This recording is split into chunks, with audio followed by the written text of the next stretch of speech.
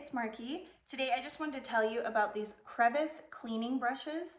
These actually come in a 2-pack, so you do get 2. These are insanely useful.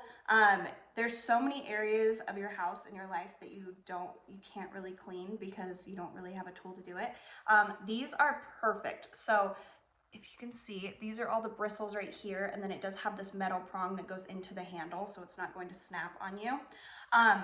This is perfect for like keyboards, gaps in your window seal. My fridge has those little rubber gaps that get stuff into them, cleans it out perfectly. You can use it on baseboards.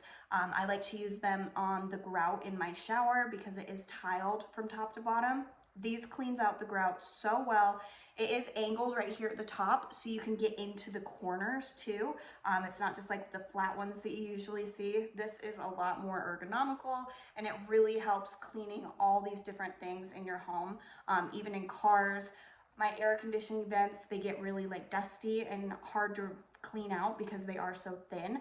This reaches in there absolutely perfectly. It gets everything out, holds up amazingly well, super sturdy and really easy to hold.